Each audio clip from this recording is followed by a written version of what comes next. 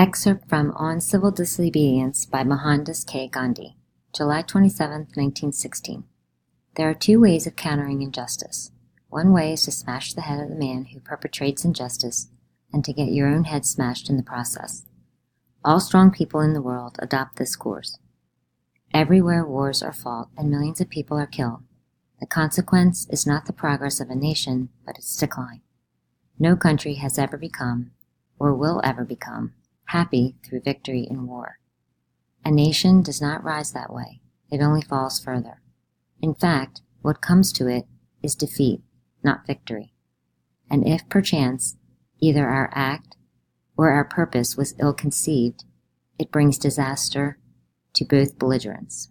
But through the other method of combating injustice, we alone suffer the consequences of our mistakes, and the other side is wholly spared. This other method is satyagraha.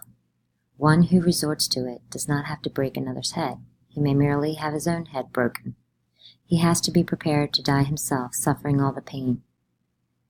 In opposing the atrocious laws of the government of South Africa, it was this method that we adopted. We made it clear to the said government that we would never bow to its outrageous laws. No clapping is possible without two hands to do it, and no quarrel without two persons to make it. Similarly, no state is possible without two entities, the rulers and the ruled. You are our sovereign, our government, only so long as we consider ourselves your subjects. When we are not subjects, you are not the sovereign either. So long as it is your endeavor to control us with justice and love, we will let you to do so. But if you wish to strike at us from behind, we cannot permit it.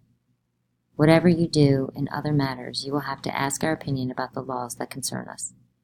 If you make laws to keep us suppressed in a wrongful manner and without taking us into confidence, these laws will merely adorn the statute books. We will never obey them. Award us for it what punishment you like.